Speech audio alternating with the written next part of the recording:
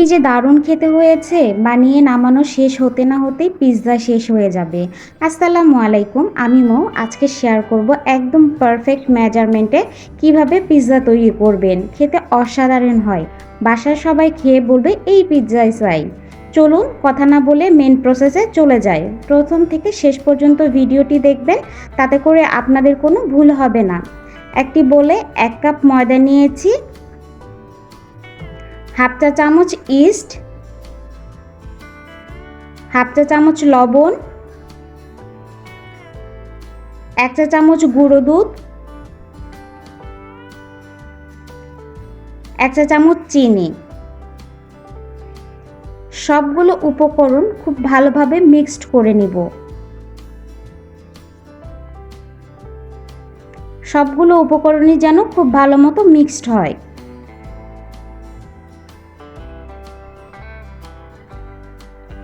Mixed করা হয়ে গেলে এখানে উষ্ণ উষ্ণ গরম পানি অ্যাড করব। একবারে পানি দিতে যাবেন না, ধাপে ধাপে পানি দিব।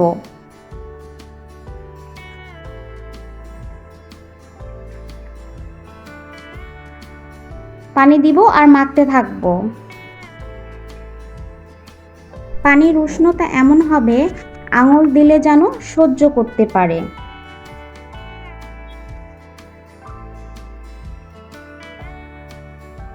আমার ভিডিওটি প্রথম থেকে শেষ পর্যন্ত দেখবেন, তাতে করে আপনার পিৎজাটাও পারফেক্ট হবে। তো আমি এখানে হাফ চামচের মতো তেল দিয়ে নিব। তেল দিয়ে আবারও খুব ভালো মতো মেখে নিব।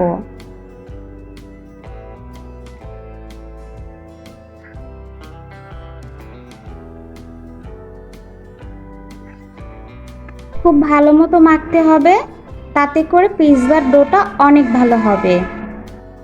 মাখা হয়ে গেলে বাকি হাফ চা চামচ তেল ডোয়ের ওপরে দিয়ে দিব। তারপর একটা প্লেট দিয়ে ঢেকে দিব, যাতে কোনো প্রকার বাতাস প্রবেশ করতে না পারে। রেখে দিব 1 ঘন্টার জন্য। এখন মাংস ম্যারিনেট করব। তার জন্য বুকের 1 টুকরো মাংস ছোট ছোট করে কেটে নিয়েছি। আমি এখানে মুরগির মাংস নিয়েছি। 1 চা চামচ আদা রসুন বাটা দিলাম, 1 চা চামচ মরিচ গুঁড়া, হাফ চা চামচ জিরা গুঁড়া, হাফ চা চামচ ধনিয়া গুঁড়া, হাফ চা চামচ লবণ, 1 চা চামচ হট সস,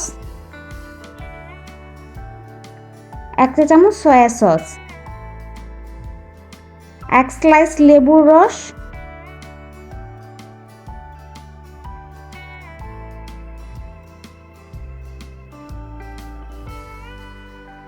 সবগুলো উপকরণ মেখে নেব। আপনারা চাইলে হাত দিয়েও মাখতে পারেন।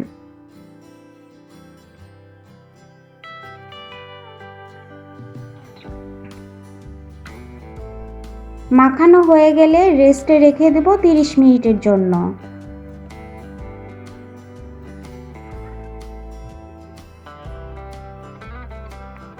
এখন একটি প্যানে সামান্য তেল দিয়ে মাংসগুলো ভেজে নেব। এ পর্যায়ে চুলার হিট মিডিয়াম রেখে ভেজে নেব।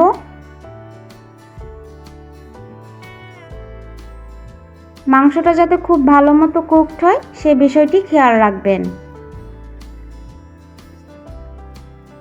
তো আমি প্রায় 10 মিনিটের মতো মাংসগুলো ভেজে নিয়েছি।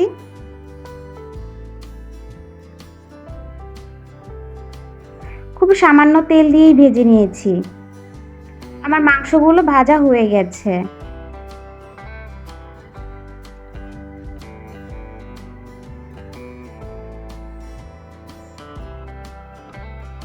এক ঘন্টা পর ডো ফুলে ডাবল হয়ে গেছে। এখন হাত দিয়ে ভালো করে মেখে নিব। দেখতেই পাচ্ছেন কতটা ফুলে গেছে আর কতটা সফট হয়েছে।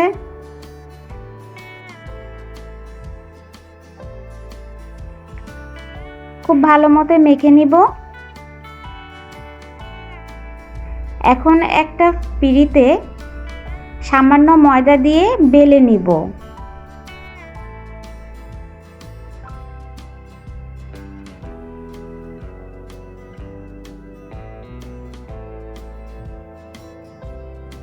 আপনারা যে যেমন থিকনেস রাখতে চান তেমনটা রাখতে পারেন। আমি এখানে মিডিয়াম থিক রাখবো, তাতে করে খেতে ভালো হয়। এখন একটি পিৎজা প্যানে সামান্য তেল নিয়ে ব্রাশ করে নেব।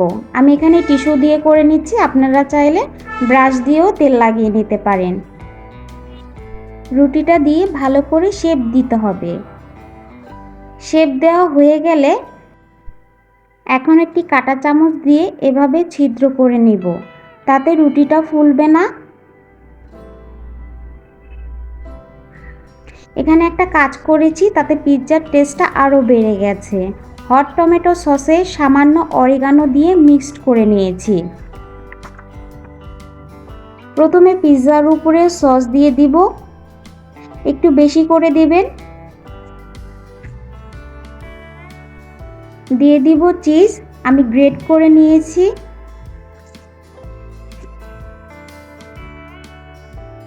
মাংসগুলো দিয়ে দিব সমানভাবে, যাতে কোনো অংশে বাদ না পড়ে। এখন দিয়ে দিব পাকা টমেটো। এটাতে যে কি ফ্লেভার আসে, একবার ট্রাই করে দেখবেন, আশা করছি অনেক ভালো লাগবে। এখন পেঁয়াজ দিয়ে দিব, চাকা চাকা করে কেটে নিয়েছিলাম। উপর দিয়ে আবারও চিজ দিয়ে দিব। ব্যাস, লাস্ট পর্যায়ে দিয়ে দিব সামান্য অরিগানো, তাতে করে স্মেলটা ওয়াও আসে। অরিগানো যদি না থাকে বাদ দিতে পারেন। এখন একটি প্যানে টিস্যু দিয়ে হাইটে 3 মিনিট ঢাকনা বন্ধ করে রেখেছিলাম। একটা স্ট্রেনার বসিয়ে দিয়ে পিৎজা প্যানে বসিয়ে দেব। খুব ভালো মতো ঢাকনার ছিদ্র বন্ধ করে ঢেকে রেখেছিলাম 35 মিনিটের মতো। এ পর্যায়ে চুলার হিটটা একদম মিডিয়াম রেখেছিলাম 2 মিনিটের মতো।